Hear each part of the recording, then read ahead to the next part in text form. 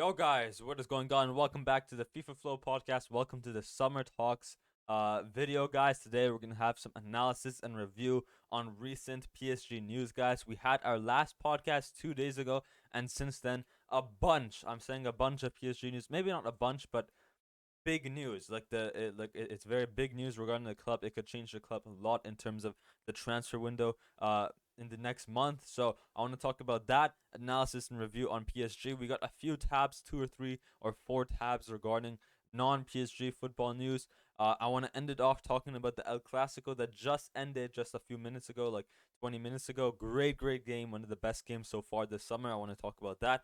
And then at the end, last video, I was going to talk about the Saudi League, but today we're going to talk about the Saudi League instead. And I want to talk about the future, the way it's developing.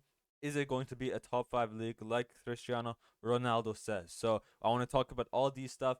PSG, a few non-PSG related football news, rumors, a classical today analysis and review, and then ended off with the Saudi League, the the developments, the way it's progressing in the future of football, how it's changing the I guess football, not only for the players but even economically in terms of in terms of the market, and also in terms of how do our young players, are we gonna see later on this team bringing in a lot of young players as well, or is it just gonna be the money that's bringing them in? So I want to talk about that as well. But guys, yeah, let's get into it. And of course, like usual, we're gonna end it off with a footy knowledge video or a footy knowledge test, tic tac toe. Guys, thank you. 49 subscribers. We are almost there. 50 subscribers. I'm going to Europe this Thursday, I believe. I have my flight, so I don't know. But in 4 days, can we hit 50? But yeah, anyways, thank you guys so much for the support. Let's get into the podcast. Started off big yet again with PSG, guys. If you did not watch the last video, make sure you go watch it. It was a great video. We talked a lot about PSG regarding Marco Verratti, Kylian Mbappe, and we talked a lot about Jude Bellingham as well. He was fantastic. We're gonna talk about them later on in today's episode. Even you can check the title. It says, "Yeah, Man City pep tactics." In terms of the way football has modernized into tiki-taka type styles, similar to Pep. That's why I said Man City pep tactics.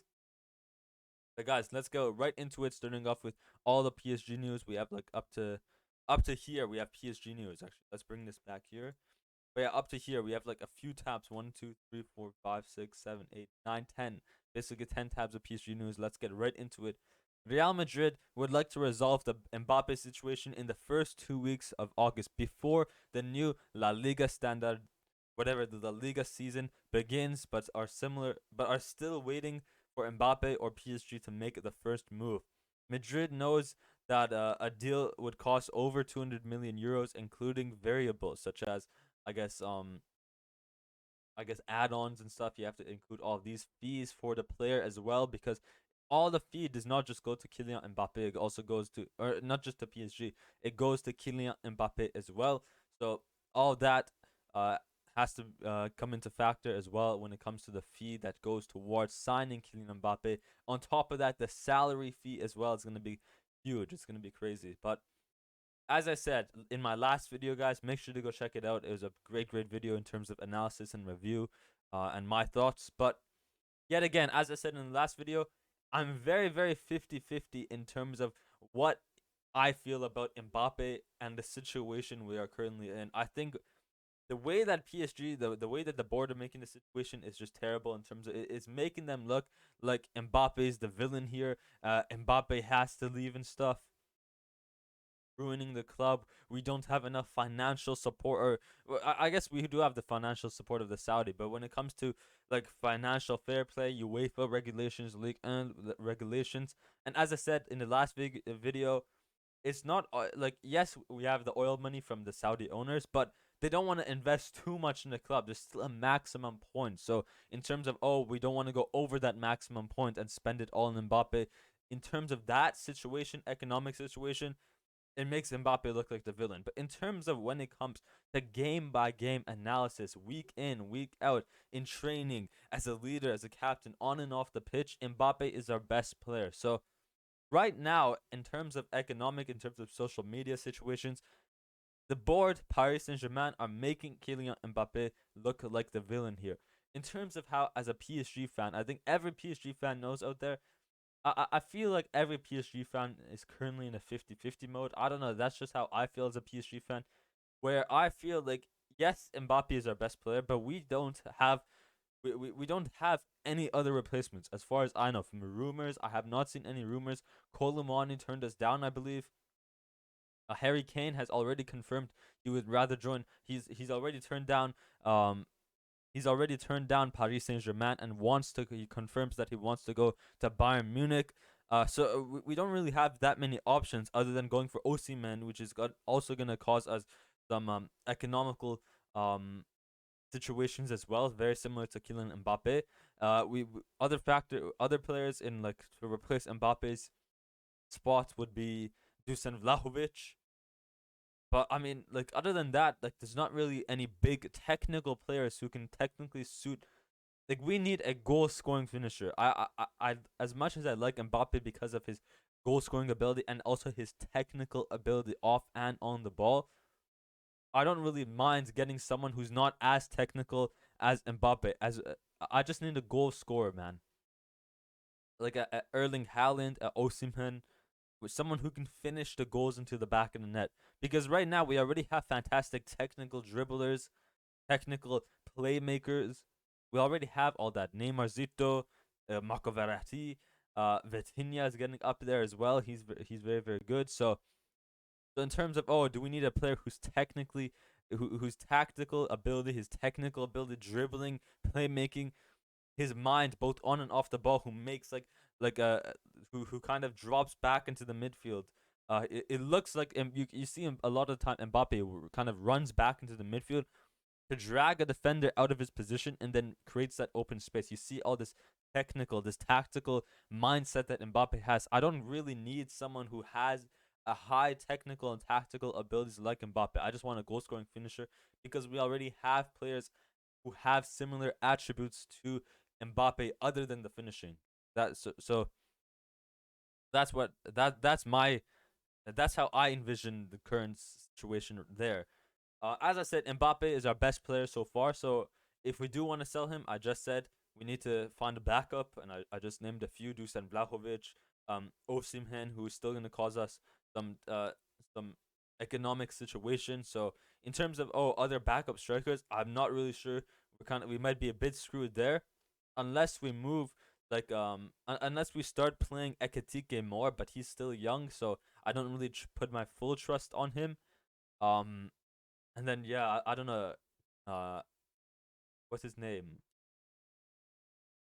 Mbappe's brother, Ethan Mbappe. We could start playing him more, but at the same time, these players are young. We need a player who's still young, but also like maybe in his mid 20s, so he has some sort of, I guess, knowledge of the game. Not knowledge, but some sort of what's my experience, professional experience. Who's a top player who can guarantee us some goals game in game out.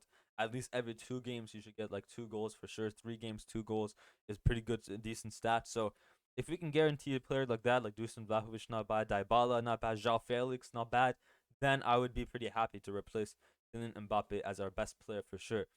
In terms of economic situations as well, yeah, as I said, in terms of to replace Mbappe, I don't think there's gonna be the best player. Mbappe is the best right now, so you can't really replace him and expect him to be better than Mbappe. But in terms of economical situations, it really helps us in terms of we get Mbappe 200 million, and then we use that 200 million, spend 100 million on João Felix, spend the under 100 million or 50 million on a midfielder and a box midfielder like Barella. Let's say he's not gonna go for 50 million, way more, but an example like a Barella from Inter Milan, and then get another 50 million on Ousmane Dembele. That's 3 players right there in the worth of Kylian Mbappe's price. So in terms of economic situations, 100% I would sell Mbappe. In terms of can we find a replacement who's able to get goals consistently, get goals week in week out, or not just it doesn't really matter if they're able to get goals, but have the ability to guarantee high percentage chances to get in the back of the net, like Lewandowski. He doesn't score all the time, but his ability to be in the box all the time, to have an option in the box to either header it, get a power strike on it, get a tap in on it, have that type of playstyle ability to give us an option. Oops. Like if we can find someone to replace like that, then I would be fine. So I already know that in terms of playstyle, technical ability, tactical ability as well, we're never gonna reach Mbappe. But if we can find someone like a Lewandowski type player, like and Vlahovic, even João Felix, I think João Felix is the most similar player on the market currently to compare to Mbappe. But like as a goal scoring finisher, a Dusan Vlahovic wouldn't be bad. A Osimhen, a Kolumwani in terms of that, then like those are some players in terms of do we want a similar player to Mbappe who has some dribbling abilities, technical abilities, tactical abilities? I think João Felix is our best shout. And as I said, economically as well, um, Mbappe's price tag can easily split into three players: 50 mil on Ousmane Dembele, 100 mil on a 130 mil on João Felix. That leaves us with 20 mil to, I don't know, spend on a MLS youngster, a provisional youngster, something like that. Like someone who's like, I don't know, looking to build up their career, something like spend it more on a youngster or use some more money. Like it's gonna make like a Barella who's 50 mil, let's say. Now we have an extra free 20 mil from Mbappe. Now it makes us cheaper from our pocket that we had before. Now it makes it we only have to spend 30 mil from the PSG's club. We got the other 20 mil from selling Mbappe, so it kind of makes in that scenario makes it cheaper. Some more expensive players cheaper. So 100% economically, when we're talking about economic situations, I would sell Mbappe because right now with the way the club's looking in the midfield and in the wings and stuff, we need a huge readjustment in the midfield, a new box to box, a new CDM, a new striker. In terms of economic situations, to improve, to use that money to spend, to spend it in different areas of the pitch, 100% outsell it. In terms of can we find a replacement as good as Mbappe? Then no, because we can't replace Mbappe is the best in the world. So in terms of that, because of how good Mbappe is, I want to keep him. But in terms of economic situations, I'd want to sell him. In terms of economic situations, and also in terms of using his money to improve the rest of the squad depth in terms of attack, like a João Felix, in the midfield of a Barella, let's say something like that, 100% I'd sell Mbappe. So right now, my last video, I said I'm a 50-50 in terms of selling Mbappe, keeping Mbappe. After saying all this in terms of economic situations and stuff, I mean, I did say that in the last video. I feel like I'm still very close to 50-50, but I might readjust to like a 60-40. Maybe even a 70-40. 70% wanting to sell Mbappe, 30% wanting to keep him. Because right now, with the way our squad is looking, we just lost to I know it's a friendly, but still, we lost to I think it's a Japan tour or South Korea tour. My goodness, we're losing in friendlies like that. I even if the team is not playing at their best, they should still be able to beat a South Korean team. No offense, but still, I'm just saying, man. I'm just saying. So yeah, more towards a 75, 25%, 25% wanting to sell Mbappe, 25% wanting to keep him, 75% wanting to sell him because of the way the squad depth is looking like right now. But yeah, that is that. Yeah, the upcoming week is key in the Mbappe saga. Real Madrid and Paris Saint-Germain want it settled before La Liga starts. So yeah, that is that. The first week of August could be crucial for Kylian Mbappe. Transfer to Real Madrid. The Spanish club want everything to be settled before the resumption of the resumption of the La Liga. So yeah, crazy. Unfortunately, I'm going to the first game of the Ligue 1 for Paris Saint-Germain in Paris as well. Will be on August 13th. So yeah, I think Mbappe. Yeah, even if the deal falls through like a few days after that game, I doubt because of the deal they do not want to risk injuring Mbappe. They want to play him, so I doubt I'll see Mbappe, unfortunately. But I mean, it's still the best club in the world. I'll be watching Marco Verratti, Marquinhos, Donnarumma, Hakimi, hopefully Nunmenj, Vitinha, the brilliant youngster. I want to see him. So at least I'll see some of my favorite players, like hopefully Marco Verratti. As I said, Marquinhos, my favorite defender. Hopefully we see the a Skriniar debut as well. I want to see how he fits into the squad as a leader role and stuff. Hopefully we see Kimpembe back from his injury from last season. I want to see him back. Haven't seen him in a while. So him, Danilo, I want to see him playing. He had a brilliant season. So I feel like sometimes I over criticize Danilo, so I feel like seeing him in person in a game would be pretty interesting. So I want to see him. A few good players. A lot of players I like at PSG. I'm happy to see them still. It's not only about Mbappe. Hopefully Neymar back from his injury. Hopefully, we get the signing of Ousmane Dembele. We'll talk about that soon. Hopefully, we get him done. Yeah, right here. PSG are pushing to trigger Ousmane Dembele's release clause because Lyon rejected PSG's 30 mil bid for Bardly Barcola, who's a youngster, or Barcola, whatever his name is. So the release clause for Ousmane Dembele is gonna be 50 million release clause. I think it's a great deal. I mean, just from the game today, we're gonna talk about him personally, and of course the whole team. But I want to also talk about him because of his move to PSG. He had a great game, so 50 mil release clause. I think that's a brilliant deal, and it brings, as I said, the French club at PSG. The PSG club is lacking French representatives. The only PSG the French player we have right now from last season, Kylian Mbappe.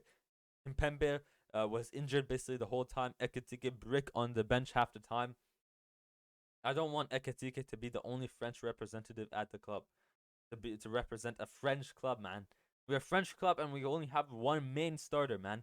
If Dembele comes, he's gonna bring more of that Frenchism. Is that the word I'm looking for? I don't know, like the French nationalism. No. Bring more, yeah, I guess nationalism to to show that we are a French club, Parisians, man. We need more of the Parisians. Um, Gundogan to Pedri finds Dembele with sublime pass to score Barca's first goal against Real Madrid. No PSG midfielder would even think of making such forward pass. We only have bums. So it is pretty true, man. It is pretty true. Like we'll talk about the game, as I said. We'll talk about the goals and stuff, the way both teams played, each individual player. But my goodness, man, PSG. The only player I would think of who would make a pass, envision a pass, a playmaker is probably, um, is only Marco Verratti. If we had Messi into that cam position, he would be feeding us all those goals, all those similar passes. But man, we need a Bernardo Silva. We need a Barella. Even Barella would make that pass. Bernardo Silva, we need. And we need a playmaker, man. We badly need a playmaker. I think right now our only best playmaker is Marco Verratti, and he's already rumored to leave. So if he leaves, we're absolutely in the mud, bro. We're in the mud. We're not scoring a goal next season. So I know last season and the season before I said PSG have a higher chance of winning the Champions League. Bro, this season, man, I don't even think we're gonna make it out of the group stages. That's how bad it's gotten to. So hard to, yeah. So here's the economical situation. So in terms of out Mbappe out 120 mil, maybe probably more up to 200 million. Draxler, Keylor Navas, Kurza, Kurzawa, Paredes, Gini Wijnaldum, other Deadwood for combined 45 million. 100% we can get up to 250, 300 million extra valued money just from selling players like Mbappe and other like bench players like Draxler, even who's the left back's name? I forgot his name. Juan Bernat, if we sell him as well, we sell all these easily up to 280 million for sure, and then go ahead and spend those 280 million on players like Ousmane Dembele's 50 million release clause, Joao Felix, because I know that Atletico de Madrid want to let him go. Even Gonzalo Ramos, as this guy says, 85 million. Gonzalo Ramos, I think Gonzalo Ramos, he has a bright future. I mean, he did pretty decent in the World Cup, getting a hat trick for Portugal. So I think he's pretty good, a good replacement for Mbappe. Not the best. He's still gonna gain experience, learn. We're gonna develop him more, but he's a good backup for sure. A good 85 million there. Joao Felix, like 85 mil. Like if we add this up, calculator.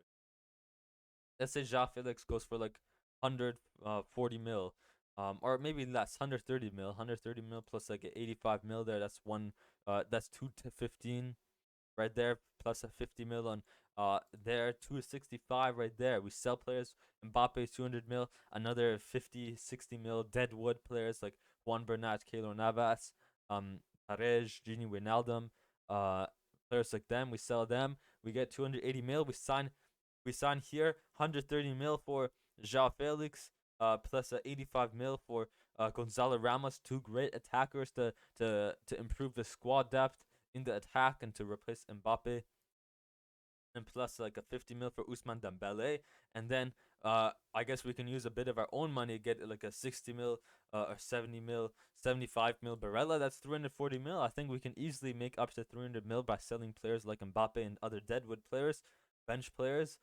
easily make up to 300 million, and then maybe add a bit of our own money into that, and then 340 million to get a new midfielder, two new attackers, Usman Dembele as well, right mid slash attack. So easily like that, by selling Mbappe and other players, we can easily improve the squad depth both in the attack, which we badly need, and also in the midfield by signing someone like a Barella, a Bernardo Silva, someone like that, 100%. So I'm excited, man.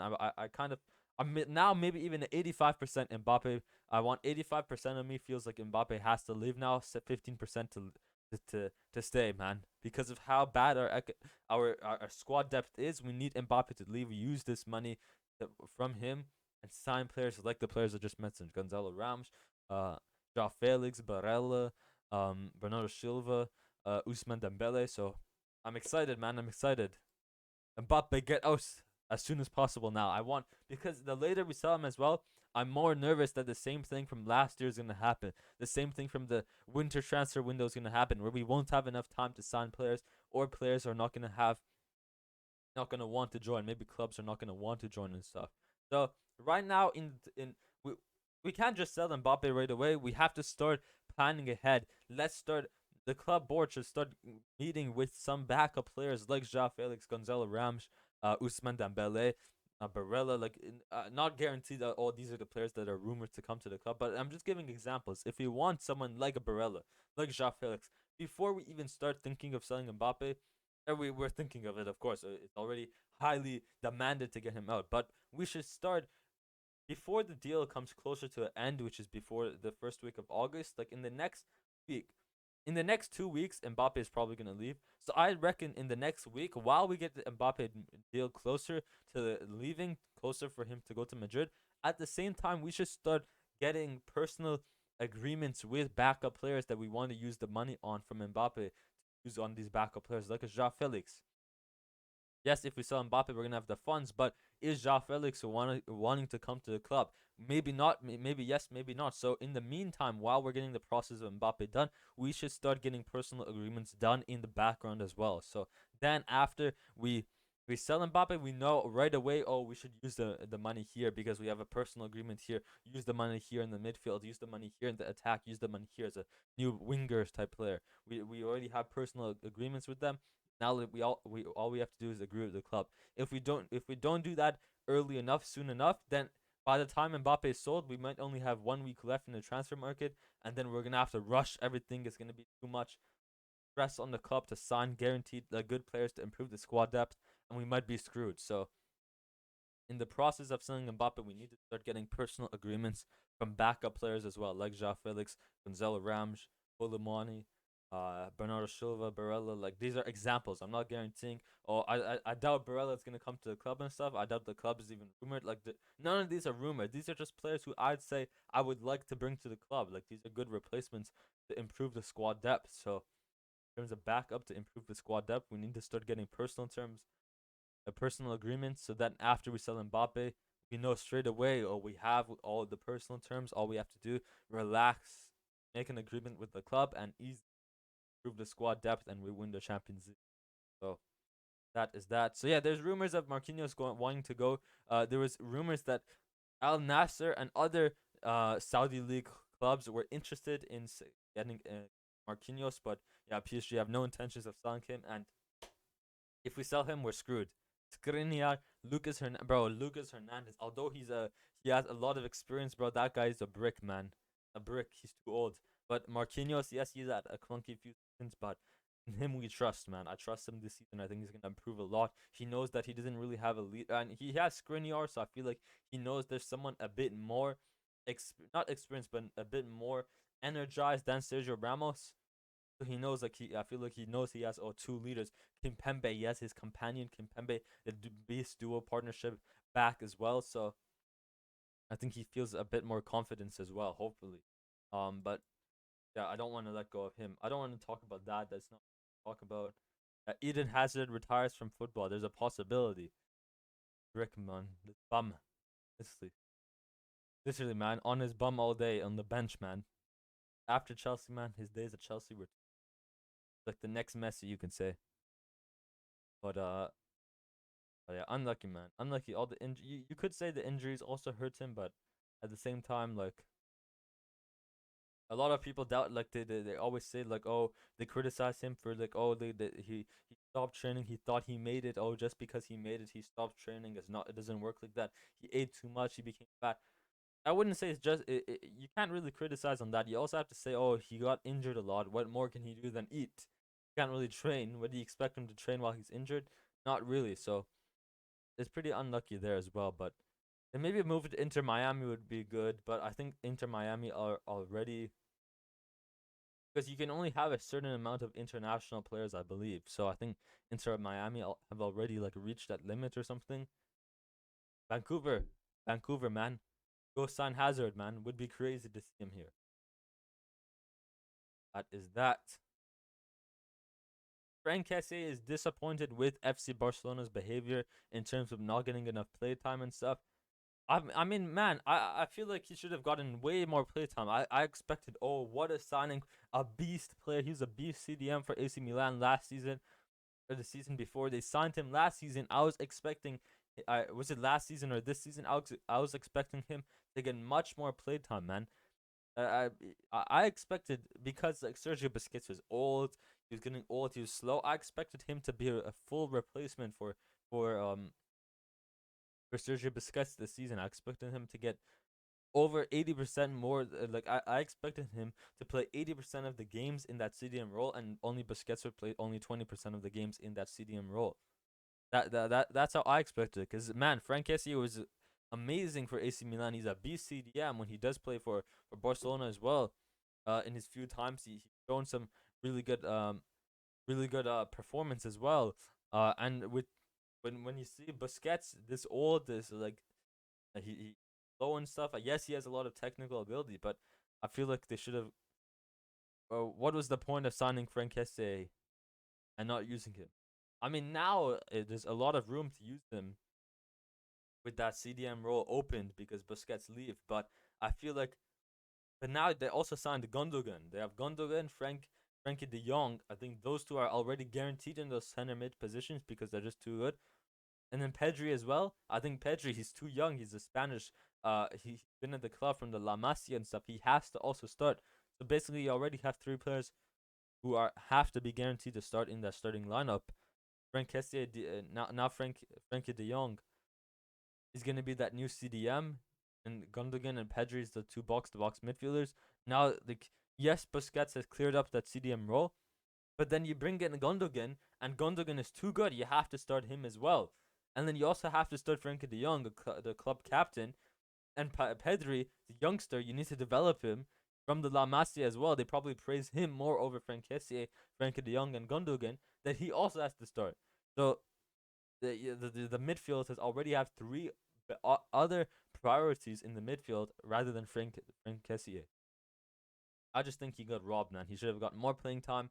But I mean, I'm not saying he's bad. I'm not saying that Barcelona's midfield is bad either. I'm just saying that, like because of how because like they didn't need to get De Jong, or not De Jong. They didn't need to get Gundogan. Keep Pedri, De Jong in the midfield, and give Kesse more playing time. Now that CDM role was open as well since Busquets left, easy slot in right there, and he's a beast as well.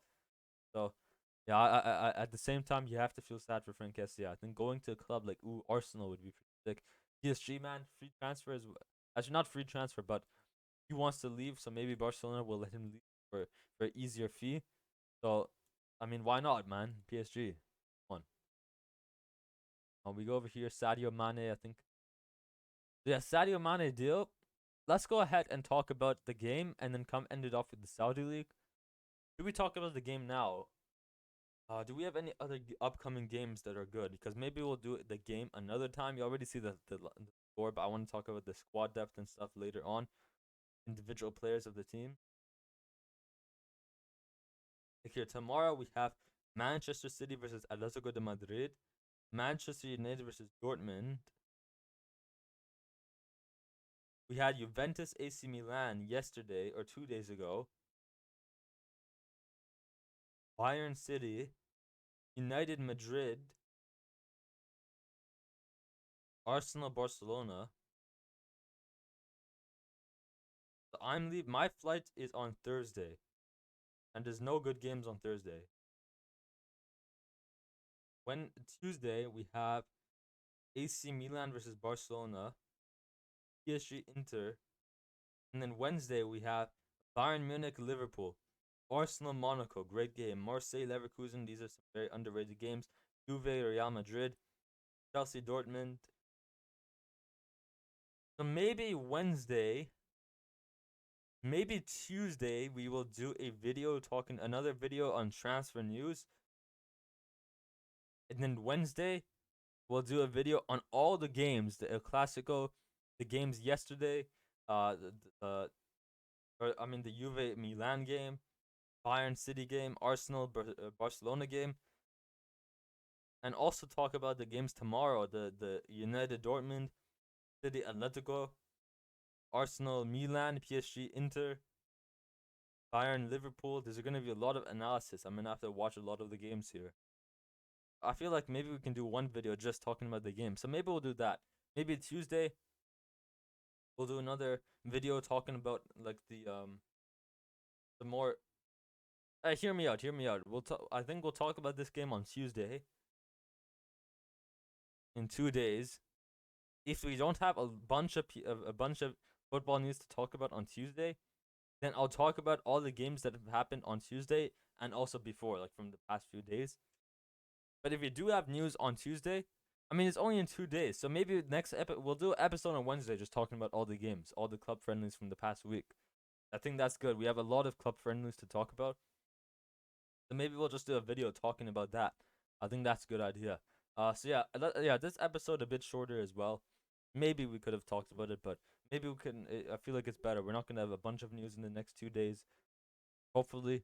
But if we do, I think the next episode we'll talk mainly about the club friendlies and then also a bit of news, 2 days worth of news, and then yeah, that's pretty much it. Saturday today, yeah, Sunday, Monday, Tuesday, 3 days.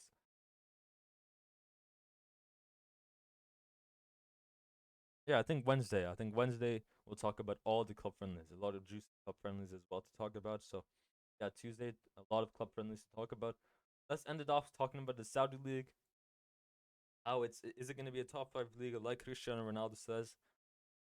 I mean, my goodness, man, this transfer window has been crazy in terms of the Saudi League. Not just in terms of, oh, there's a bunch of big players going to the Saudi League. The amount of money they're willing to spend. I mean, the Saudi League this season, not just the Saudi League, the Saudi, the whole country. I think the Sheikh of Saudi Sheikh, the king. I think that means king. A Sheikh, the king of Saudi. He's not just a king. I think there's an organization in the top Saudi. It'd be like the government roles who want to invest in making the Saudi better, like to not just the first league in terms of bringing like a bunch of big stars to make the league better, but also in terms of youth development. They're going up to the Division 2, Division 3, Division 4, and also investing a bunch of money to develop those young players as well. So in terms of the amount, like I feel like in the next few years, in the next 5, 6, 7 years, we'll see the Saudi League hopefully develop not only in the first division but in the second division. We'll see youngsters who are going up and becoming big players. We'll see third division players going up to second division and like they're gonna be scouted and stuff. Hopefully we can see these lower division scouted players going into top clubs. So I'm hoping we see more of those. In terms of will the Saudi League be a top 5 league in the next few years? Maybe, depending on how it goes, and like if it continues in the direction it's currently leading. Not only in the first team league of spending money on all big players, big old finished players. Some of these players are still good, like Riyad Mahrez. I'm not saying they're not bad, but they're getting into their later days where they'll just relax now, get the money, and then end their career. So you could say somewhat finished, but I mean, what am I trying to say here? In terms of, will the Saudi be a top 5 league?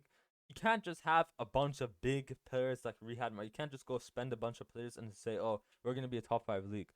I don't think you can just come and spend a huge money and just change football and say, we're the best league in the world because we have all these best players. You can't do that.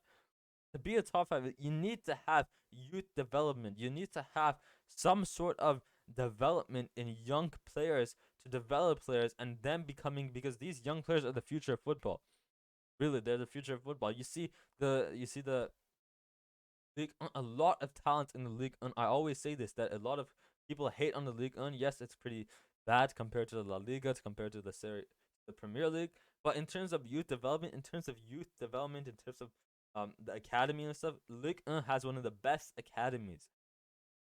What is the Saudi league? Oh yes, people are saying, oh, the Saudi league is better than the MLS. The MLS Messi went to the worst league, worse than the Saudi. I'd say the MLS is better than the Saudi. Maybe not in terms of play style. I think in the first division, Saudi is better. But in terms of youth development, a lot of top teams from the top five teams, even the Dutch league, the um the the Liga North league, even those leagues, uh, these the big seven leagues in Europe, most of them are scouting players from MLS rather than the Saudi league, because the youth development in Saudi is not as good compared to the youth academies, the younger players in MLS. They're not as good. So in terms of first division, you can't just say, like, is the Saudi league going to be a top five league? You can't just say, oh, because they're spending so much money, they're going to come change football. They're getting all the best players. We are the best league. I don't think you can say, oh, this is going to be like the Saudi league is not passing the League or the Bundesliga. Never, never. You can have the best players, but yes, the games might be better as well. But when you take a look at the league, you have to take a look. You can't just say, oh, because they have better players, they're a better league. You have to take a look at both play style and also youth development. As I said, it's fantastic seeing that Saudi are investing into not only into the main league to promote it, but also that they're investing into the youth league as well. If the youth league works out correctly, if the lower divisions, the Division 4, Division 5, even the systems are brilliant, you make good money there. So I feel like a lot of players, a lot of youth players who are wanting to go into an academy, into professional football career, are gonna go to the Saudi. Everybody says, I scroll on TikTok, my Instagram, if my Twitter is full of football news. I see this day in, day out. There's academies out there. There's football.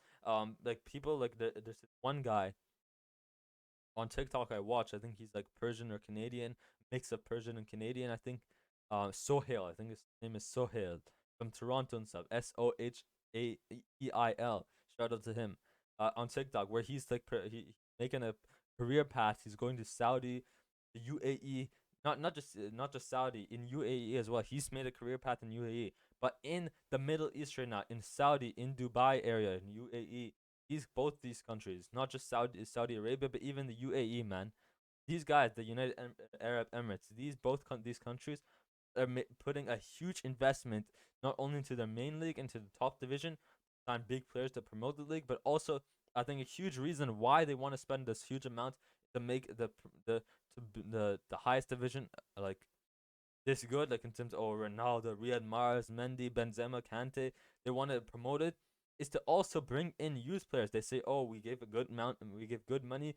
You go into top divisions, you see all these big players, you're gonna be at this stage one point in your career as well. If you make your way up in the divisions, like year by year, you're gonna you're gonna develop new skills, like from the youth academies, from the division, the lower divisions in Saudi Arabia and UAE. You're gonna learn some new stuff. Go up the division, go to the first top division, and then if the youth division works out correctly, if it's not, if there's a bunch of good talented youth divisions make their way up to a top division league like this first division Saudi league, who's making a name for themselves, then those youth players who have made their way up to now, to like, let's say right now I'm a youth player, I go to the Saudi league for 5 years.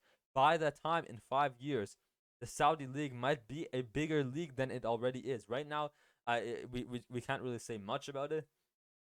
They're bringing in big players. They're trying to make a name for themselves. But I guarantee, if it continues the way it is, in 5 years, the league will be a bigger name than for itself than it is right now.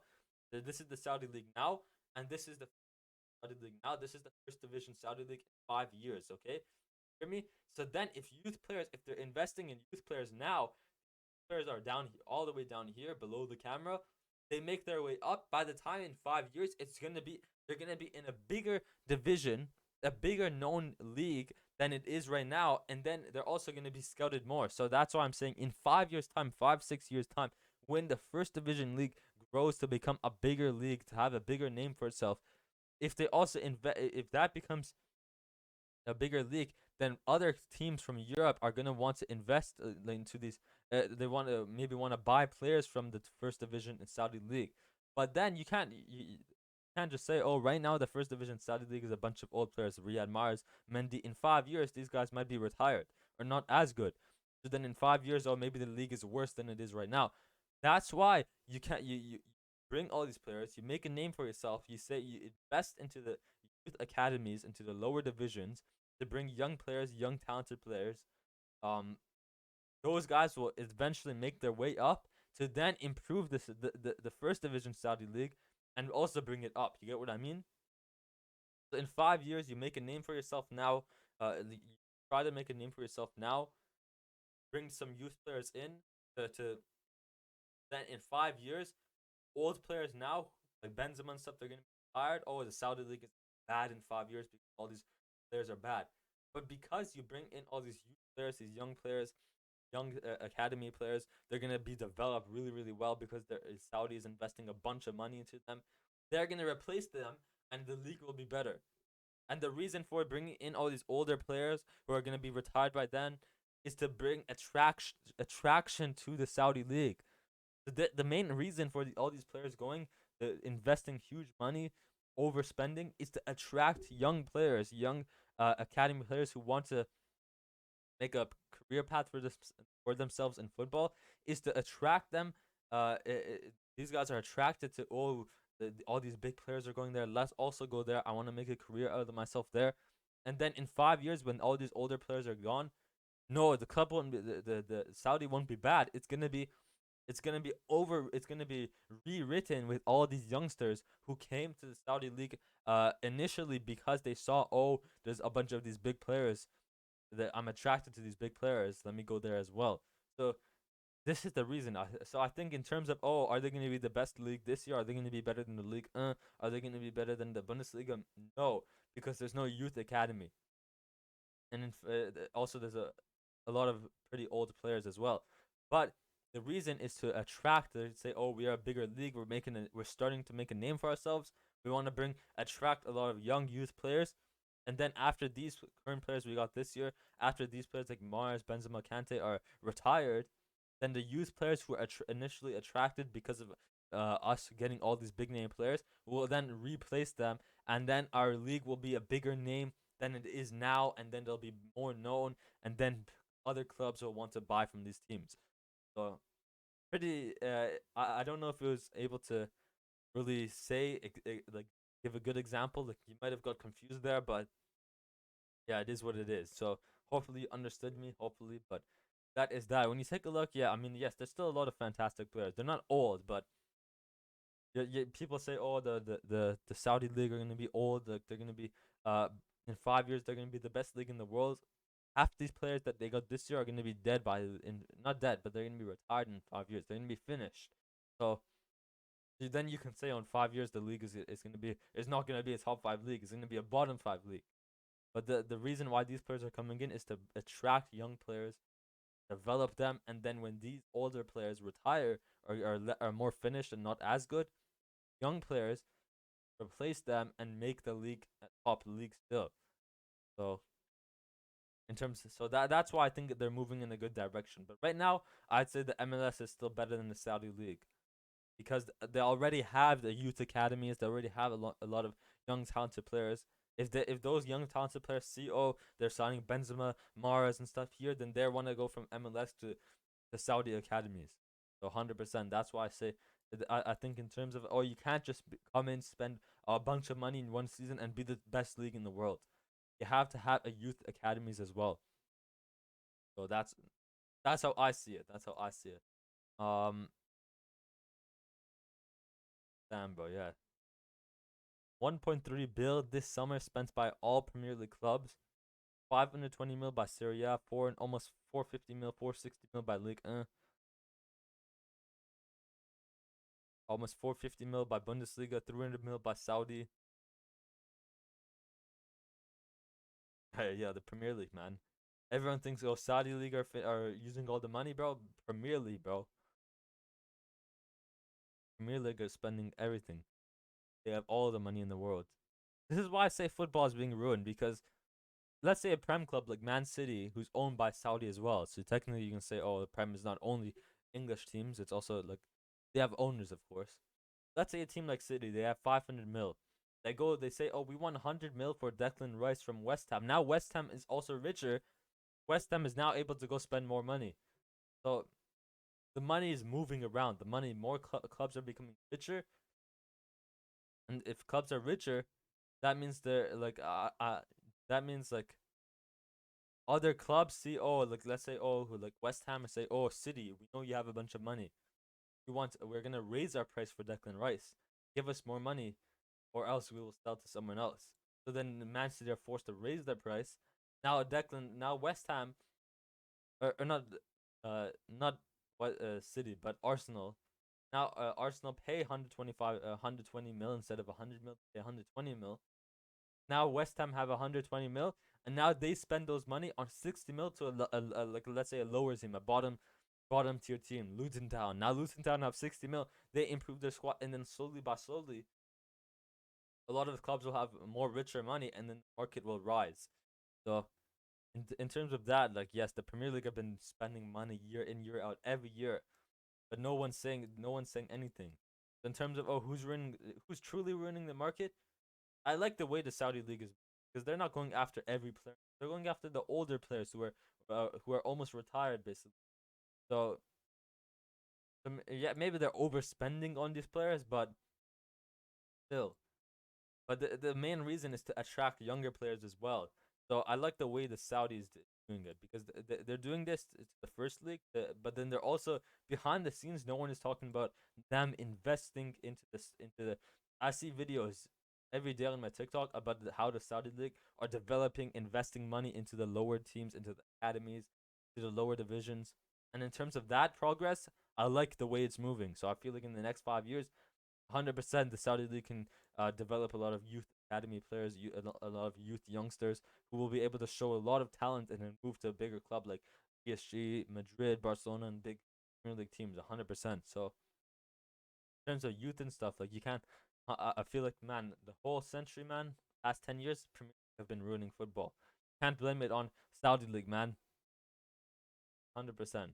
So that is that. Let's end it off with a footy tic tac toe, like usual. Footy tic tac toe. Show our negative ball knowledge. Let's hope it doesn't take 1 year to load, please. Load, man. Load. The only person in my home right now is my dad, so please. Why is the Wi Fi so slow? I don't think it's a Wi Fi problem, I think it's a computer problem. I tried to load it on Safari. Like, Safari is much clearer. I don't know. For some reason, my Google Chrome is so slow, man.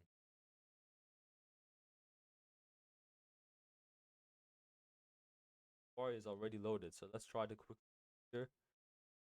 Close that. Okay, ready, set, go. Okay, Dortmund, PSG. We're gonna go with I don't know. Come back to that. Hakimi. Uh, Dortmund, Bayern. We'll just go with the Hummels. Dortmund, Croatia. Mandzukic.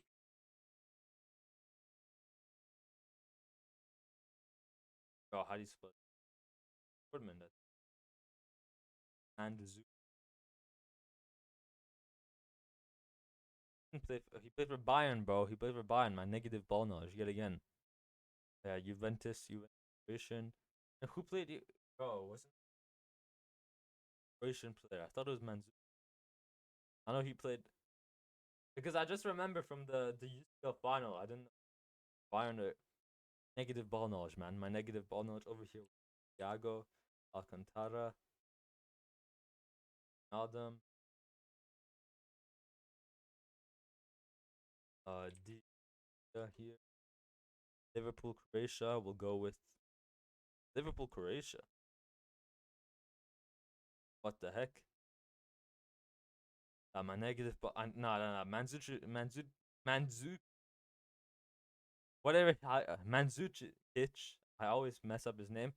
I feel like that doesn't count. So we have to find a replacement because I thought he played for Dortmund. So technically that'd be wrong. But then the auto filled in these two spots. So Juventus, Bayern. I guess we can Cancelo, and then Juventus here we can just Perisic. Drop Perisic. Oh yeah, he played for Inter. Not even. Yeah, works over here. Oh damn! Wait, Perisic played for Dortmund. Damn, I did not know that. I thought he played only for Bayern, but yeah, I know he played for Bayern. But so this spot we have to fill. This we have to fill. So bottom three, we have to fill the bottom three because Mandzukic and Perisic are kind of it's auto filling for me. I'm getting it wrong essentially. So I want to prove I know other players who played for them. So Liverpool, Croatia. We need Croatian players, man. Who are Croatian players?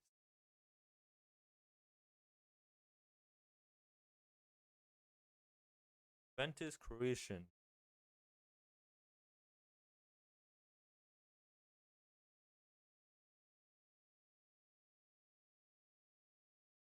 Brozovic. Bro, did Perisic not play for UK?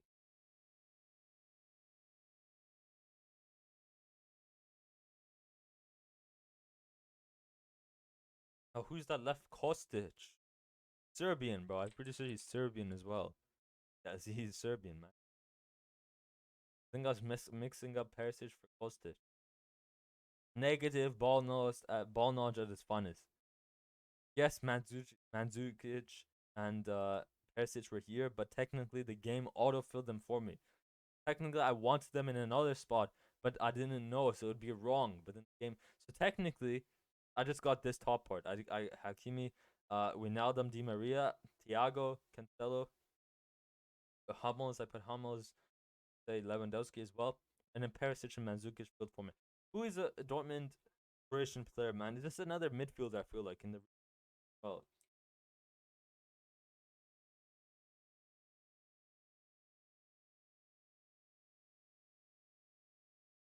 yeah, I don't know Perisic. I thought he only played for Bayern. I swear, if you play for Bayern, you play for Dortmund. No, I would not have guessed any guys. Um,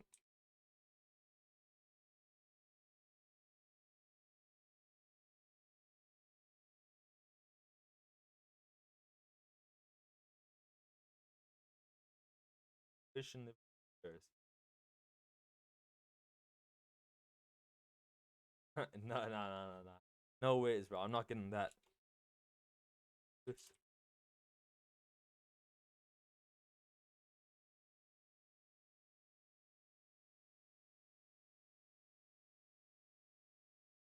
That man Zukic, man. I did not know I thought he played for Dortmund. Bayern, man. Negative ball notch at his finest. Fake football fan, man. Ball notch.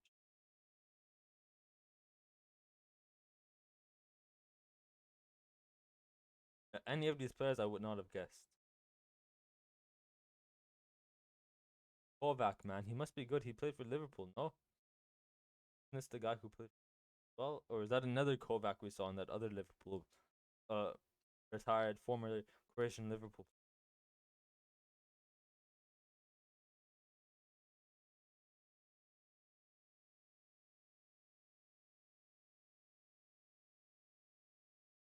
Negative ball notch is finest, guys.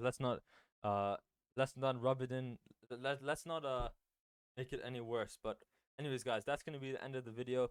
You guys if you guys enjoyed the video, hit that like button, hit that subscribe button, and hit that bell. Next video on Tuesday or Wednesday, we'll talk about all the football games that happened over the past week, all the club friendlies. I mean El Clasico is never friendly. After today's game, it's never friendly. But yeah, we'll still talk about all the club friendlies. But yeah, for now, stay positive, stay happy, um, stay flow, and I'll see you later. Peace.